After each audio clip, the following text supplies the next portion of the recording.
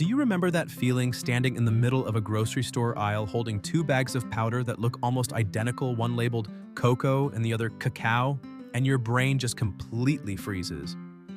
You look at the other, then glance at the price tag.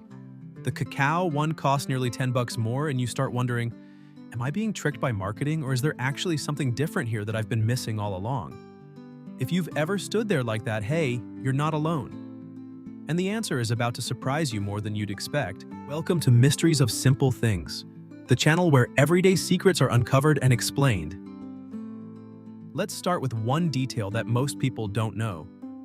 Both cocoa and cacao come from the exact same plant, the Theobroma cacao tree. In ancient Greek, Theobroma means food of the gods. And honestly, after the first time you eat a piece of truly good chocolate, you'll understand why someone gave it a name that sounds a little over the top, but is actually completely accurate. This tropical tree grows pods about the size of a football filled inside, with pale ivory beans wrapped in a sweet white pulp. Those beans, after being fermented and dried, are the raw ingredient behind everything chocolate-related you've ever loved. So why are there two different names? The answer comes down to one decision that happens in a matter of seconds: roasting temperature. If those cacao beans are roasted at high heat around 250 to 300 degrees Fahrenheit, they become cocoa. If they're processed at low temperatures or left almost entirely raw, they become cacao. Sounds simple, right? But that one moment of temperature difference changes everything.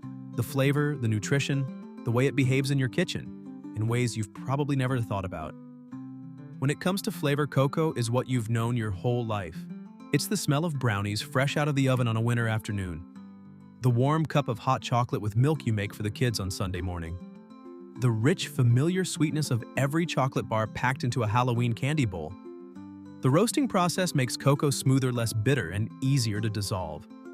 Cacao, on the other hand, is sharper, more intense, and has something very primal about it, like dark chocolate, but turned up a notch. If cocoa is a smooth pop song, cacao is like a live performance with no editing, raw, real, and sometimes a little rough if you're not used to it.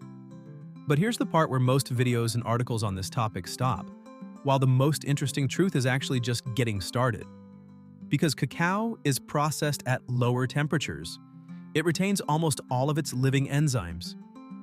Flavonoids, antioxidant compounds that support heart health and mood, along with significantly higher levels of magnesium, iron, and fiber. Cocoa, after going through high heat, loses a meaningful portion of those nutrients. Hearing this, you're probably thinking, so cacao is obviously better then.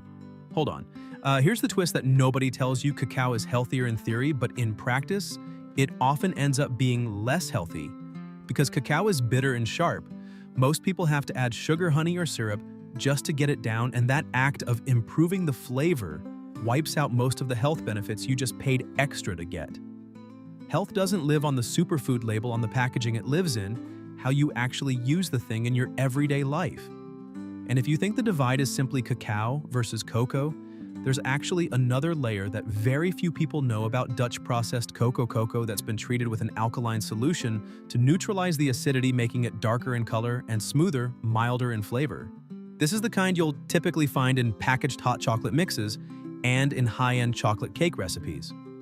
The real comparison is actually 3 tiers raw cacao at the top with the highest nutrition, but the hardest to work with natural cocoa in the middle, and Dutch processed cocoa at the bottom, the most convenient for baking but lowest in nutrients. Now you understand why that grocery store aisle is so confusing. There's one more thing that almost nobody mentions, and this is something you should know if you have a sensitive stomach. Cacao, because it hasn't been roasted, retains its naturally higher acidity.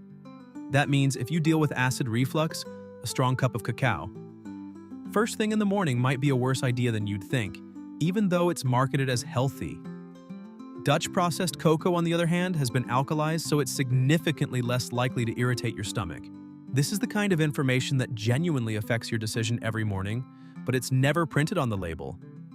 In the kitchen, the difference becomes even more obvious. Cocoa reacts perfectly with baking soda and baking powder, helping baked goods rise evenly with the right texture. Cacao, because of its higher acidity, can throw off the chemical reaction in your baked goods if you swap it in directly without adjusting the recipe. Cacao works best in morning smoothie bowls, homemade energy balls. or sprinkled over yogurt things that preserve its nutrients without having to mask its bitterness with a pile of sugar. And cacao nibs, those small crunchy bits ground from whole cacao beans, are probably the most underrated thing to add to your grocery list if you want a chocolate hit without the added sugar. But if you set aside all the nutrition and chemistry, cocoa and cacao are also two completely different emotional experiences. Cocoa is memory. It's the smell of your mom's kitchen on Christmas morning. It's that mug of Nestle Quick mixed with whole milk you drank after coming in from the snow. Cocoa doesn't need to justify its existence with antioxidants. It reaches a part of your brain that nothing else can touch. Cacao, though, is the thing you discover as an adult when you start reading ingredient labels, when you swap Greek yogurt for your plate, when you start asking, what is this actually made of? Cacao is the feeling of going back to the most original version of chocolate, what the Maya and Aztec were drinking over 3,000 years ago, bitter and unprocessed before the sugar and the marketing of the 20th century ever got their hands on it. So which one should you choose? The answer is simpler than you think. If you're baking cocoa, if you're making a smoothie or want a real nutritional boost cacao, but don't pile in sugar and then tell yourself you're eating healthy. When you're standing in the store and can't decide, just ask yourself one question. Am I cooking or am I blending baking cocoa? Blending cacao. That's really all there is to it. One last thing, and this might be the most interesting detail in this entire story. There's a theory that the word cocoa is actually just a misspelling of cacao from hundreds of years ago, one that spread and stuck all the way to the present day. Meaning every time you buy cocoa at the store, you're buying something whose original name was cacao. It's just that someone long ago wrote it wrong and the whole world decided to go along with the mistake. Maybe there was never any difference in the language at all. There's only a difference in temperature and processing time, and in how each one finds its way into your life, one through memory, one through curiosity. Both deserve a spot in your pantry. You just need to know when to reach for which one.